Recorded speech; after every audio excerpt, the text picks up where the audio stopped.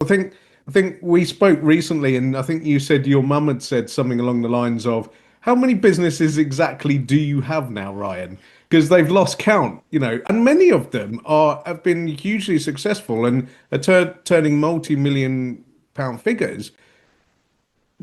Have you stopped to think about what it is about you and what you do that has allowed you to do that time and time and time again?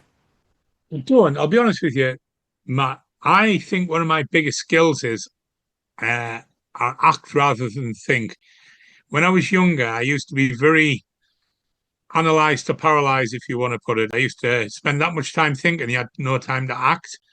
And I realized very early on I wasn't going to be the greatest academic. I realized there was going to be people who could, put things down on paper, send a better email than me, maybe look as though they could strategize better than me, many, many different things. And I kind of looked at that and thought, right, well, what can people do better than me? Well, I know they can't build better relationships because I know I'm a good person.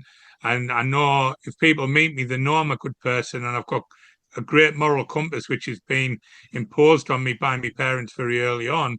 I know that I'm very likable, which is in business is a big thing because if you're trustworthy and likable, you're halfway there, I think.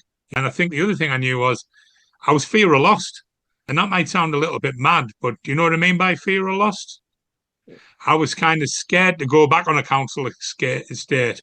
I was scared that someone would take my job. I was scared there wouldn't be enough opportunities for me. So I always had a very hard work ethic. And, I was always able to kind of, if I was interested in something, to zone into it. And I think with that, with the creativity I've got as far as kind of being ADHD and kind of being a person who kind of looks at things a little bit differently and, having that kind of superpower to go a little bit harder than people when I do believe in something and having a real, what I'd say, a level of belief in my own ability of going, right, Ryan, it's only A to B. So how can I simplify that as much as I can to get results?